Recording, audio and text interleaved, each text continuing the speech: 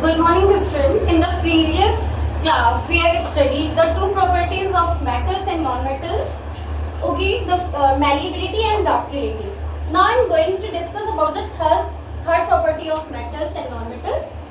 That metals are good conductor of heat. First of all, we should understand what are conductors and what are insulators.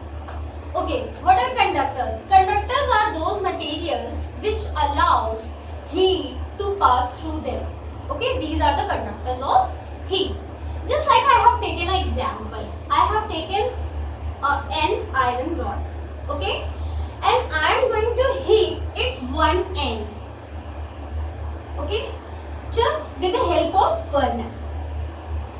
If I am going to heat its one end with the help of burner, then after few seconds we will observe that the second end of the rod will also get heated.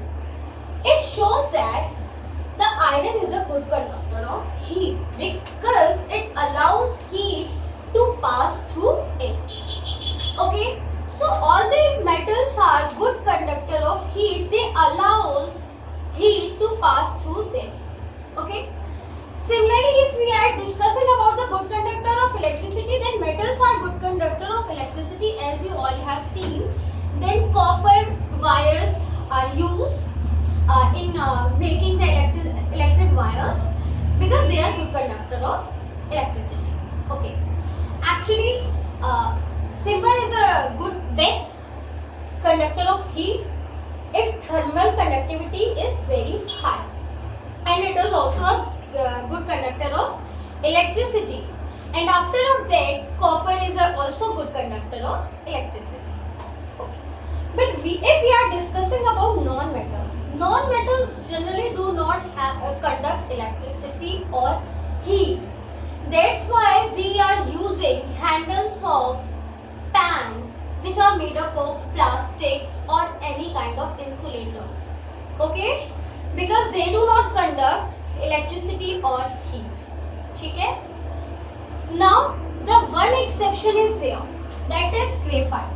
You all have seen graphite. You all have seen the lead of pencil, which is made up of graphite. Actually, graphite is the form of carbon.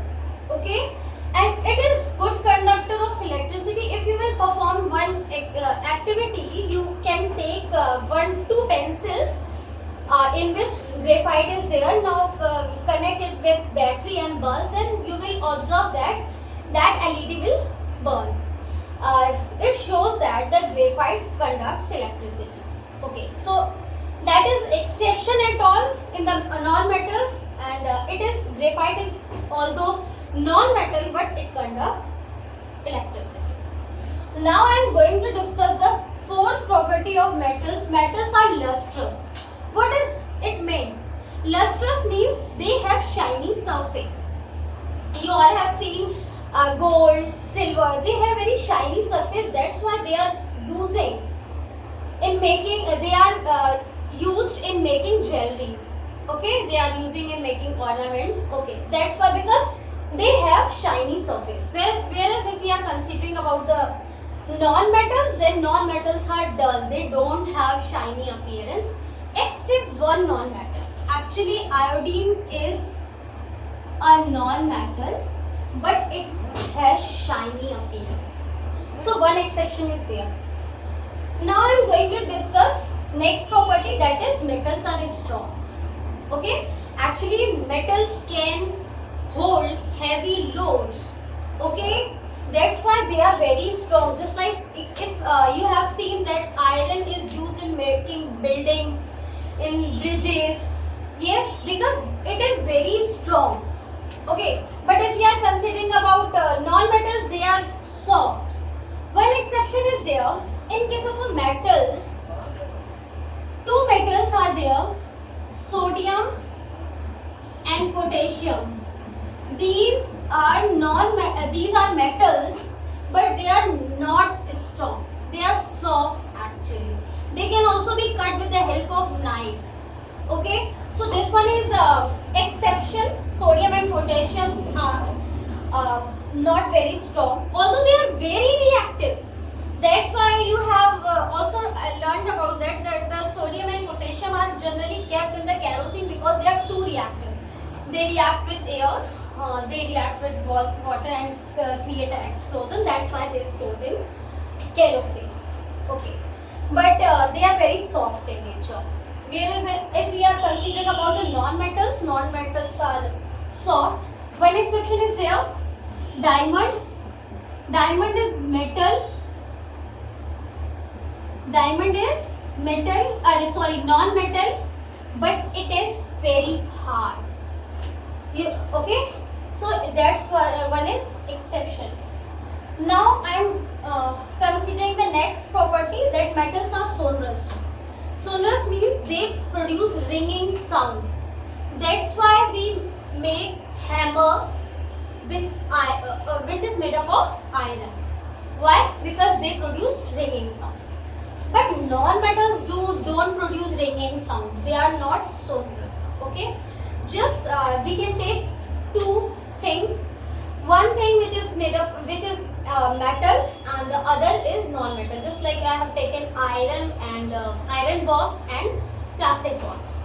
When we drop them on the floor, okay, then we will observe that iron will produce ringing sound, but wood doesn't. Okay, it means that iron is sonorous, but wood is not sonorous. Okay, we should also discuss next properties. Just like next properties are that metals have high melting point and boiling point. What does it mean? Melting point. What is melting point? The temperature at which a substance starts melting is known as its melting point. If we are considering about iron, its melting point is about 1535 degrees Celsius. That is too high.